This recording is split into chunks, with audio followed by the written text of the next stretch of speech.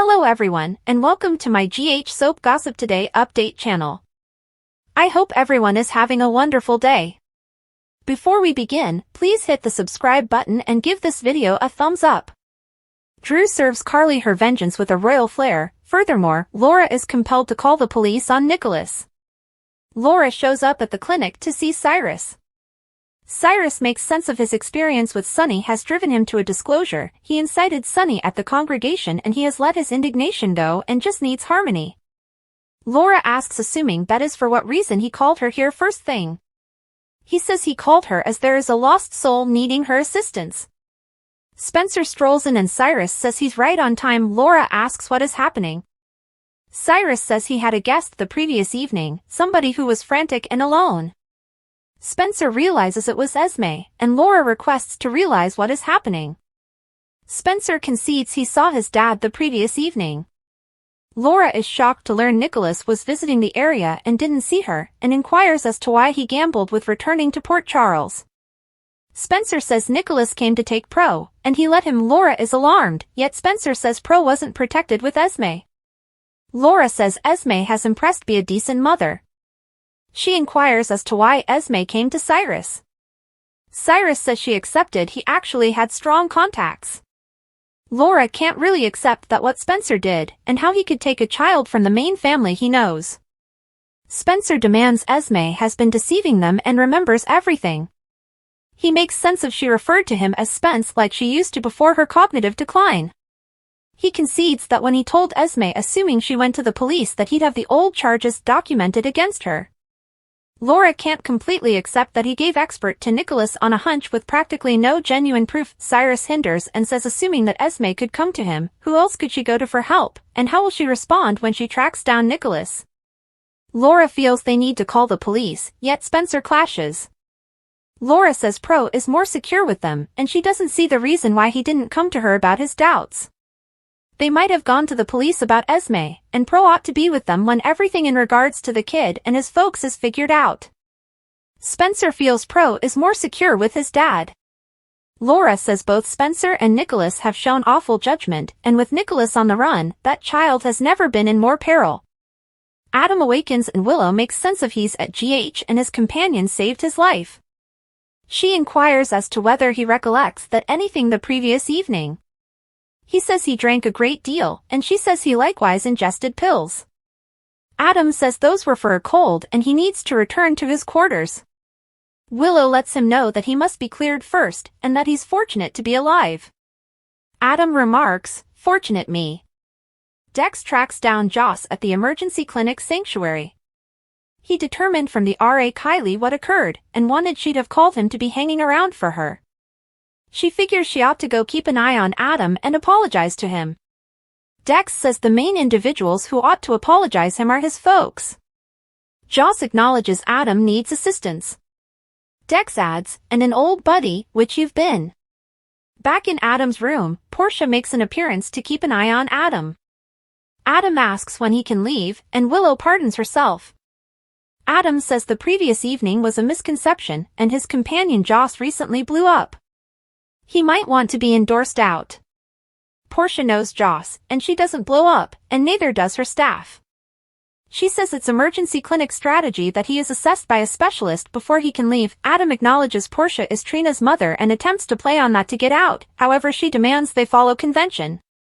She says he must be analyzed, and they can't allow him to leave in the event that it's resolved he is a danger to himself or others. At the point when she specifies his folks, he cracks. Portia says she needed to call his folks, and he asks everything that she said to them. Portia expresses he's more than 18 and they can't share what occurred without his consent, yet his folks will have questions. She requests that he be straightforward with the specialist who will assess him, be straightforward with his folks, and be straightforward with himself. Portia leaves and gets some information about the psych joining in. She says he'll be down soon.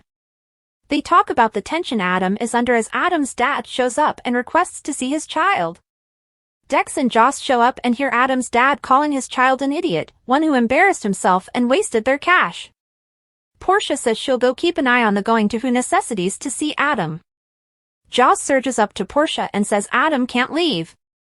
Adam's dad gets some information about all of this, and his son, Joss, says Adam has been concealing everything from him in light of the tension he's under. Adam's father says Adam had top grades and was en route to a top-level clinical school, and he's discarding that to party. Joss says he's not celebrating, he's having fits of anxiety and self-curing. Adam's father lets Joss know this doesn't concern her. She says it ought to concern him that the previous evening Adam attempted to commit suicide. Joss says Adam is so terrified of him that he'd prefer not to confront him. Adam's dad calls Joss a liar, says he needs to get rid of her, and he'll sue in the event that she comes surprisingly close to Adam. Portia says Joss is leaving, and takes Adam's dad to her office to talk. Willow and Dex persuade Joss she ought to leave, and perhaps Dr. Robinson can break through to his dad. Joss consents to leave, however searches in on Adam prior to doing so. Esme turns up at Ava's exhibition and beseeches her not to throw her out as she wants her assistance. Ava asks what she needs to let it out. Esme inquires as to whether she's seen Nikolas. Ava asks why she inquires. Esme cries, since he seized my child. Esme makes sense of while she was in court, Nikolas came to Laura's loft, and Spencer gave over Pro to Nikolas.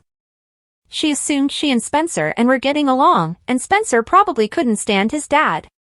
Ava says every son follows his old man's example, both self-serving. Ava comprehends what it's preferred to be isolated from her youngster, however asks how Esme figures she might at any point help her. Esme accepts Nikolas might have come to see her. Ava concedes he was here, however he's gone, and she won't ever track down him. Esme inquires as to whether she assisted Nikolas with capturing her child, however Ava swears she didn't. She says Nikolas is a Cassadine, he has assets, and she won't track down him. Esme notes she has assets, and she has her very own perilous partner. Ava laughs, who? Also, Esme uncovers it's Cyrus. Ava says she must be kidding, yet Esme says Cyrus is as yet Pro's loved ones. At the point when Ava asks what Cyrus guaranteed her, she concedes he guaranteed her nothing. She separates and says she's isolated in this and surges off. Sam comes by Bobby's, where Carly is meeting individuals for right-hand administrator. Carly offers to get Sam something, yet she lets Carly know that she's looking out for Drew. Carly says she'll be sitting tight quite a while for Drew. Sam concedes she and Coaxed have been conflicted as of late, and she organized this gathering to attempt to traverse these issues. Sam thinks things have been tense since he returned home from Pentonville. Sam inquires as to whether she has seen Drew's changed since he returned. Carly says Drew is battling after his involvement with Pentonville, and right when he was getting his course they figured out Nina called the SEC on them, and her mom passed on. Sam says Drew appears to resent the world, not simply Nina. Carly says she's attempting to continue on and keep her mother's inheritance alive. She says her mother allowed individuals second opportunities, which is how they need to help Drew. Sam expresses on the off chance that there is a way she can assist Drew, she'll with listening to her thoughts. They go over attracted deciding to go to jail to safeguard Carly, and Carly says that is the not entirely set in stone to help him through this. Nina shows up at Blood Red and finds her office being gotten together by movers. She declares she's calling security, however one mover says they are taking care of their business. She asks who requested this. Attracted strolls and lets Nina know that he did.